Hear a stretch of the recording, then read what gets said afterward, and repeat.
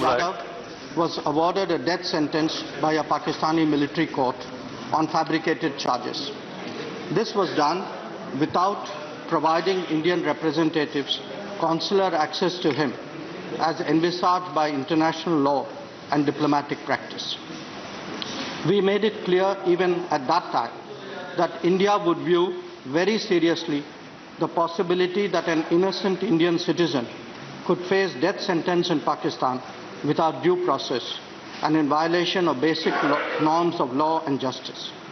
To ensure Shri Jadhav's well-being and safety and to secure his release, the House is aware that we approached the International Court of Justice to seek appropriate relief. That body stayed the execution of the death sentence as a provisional measure. The matter was thereafter taken up in the ICJ for more permanent relief. Sir, the International Court of Justice delivered its judgment on the Jadhav case yesterday, 17 July 2019. Significantly, the court unanimously found that it had jurisdiction on the matter and by a vote of 15-1 pronounced on other key aspects of the case. The sole dissenting judge was from Pakistan. The court pronounced that Pakistan had breached relevant obligations under the Vienna Convention on Consular Relations. It did so by not notifying India without delay of the detention of Shri Jadhav, thereby depriving us of the right to render consular assistance.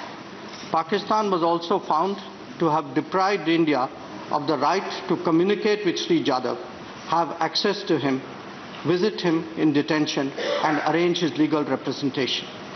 The court declared that Pakistan is under an obligation to inform Shri Jadhav without further delay of his rights and to provide India consular access to him. It stated that the appropriate reparation in this case was for Pakistan to provide, by means of its own choosing, review and reconsideration of the conviction and sentence of Shri Jadhav.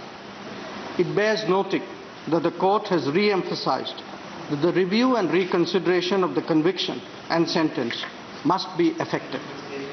A continued stay of execution in the judgment of the court constitutes an indispensable condition for the process of effective review and reconsideration. Sir, in 2017, Government made a commitment on the floor of the House to undertake all steps necessary to protect the interests and welfare of Shri Jadhav. Government has made untiring efforts in seeking his release, including through legal means in the International Court of Justice.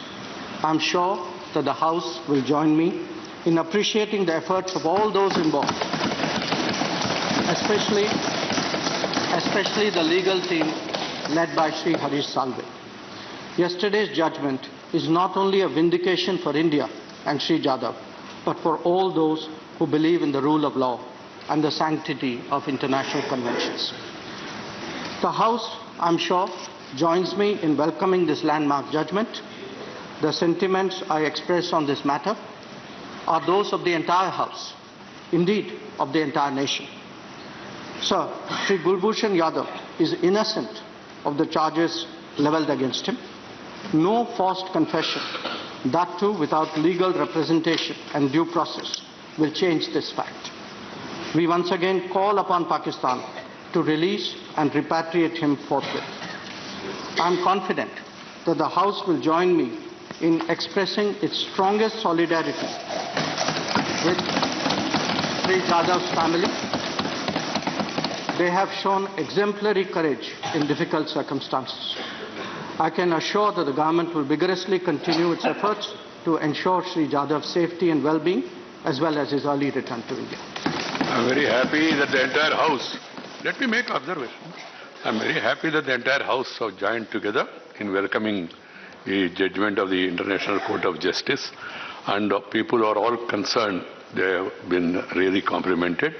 And I'm happy that the ministers particularly mentioned about the services rendered by Sri Harish Salve, the two without any charge, just appearing on a nominal thing to serve the cause of the countrymen. We are all very happy about it, and I hope we will pursue till Sri Kulbhushan is totally discharged and released. Okay. Point of order. So my point of order is under Article 102(2) of the Constitution of India, 191(2) of the Constitution of India, and the 10th schedule. Sir, the Parliament or the legislatures make the law, and the 10th schedule makes it absolutely clear about the disqualification of members and the rights of the political parties, that the members belong to the political party on whose ticket they are elected, and as such notified by the Election Commission of India.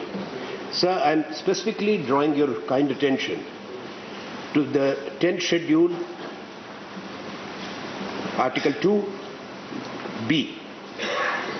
It makes it absolutely clear that if a member votes or abstains from voting in such house contrary to any direction issued by the political party to which he belongs, or by any person or authority authorized by it in this behalf, without obtaining in either case the prior permission of such political party, person or authority.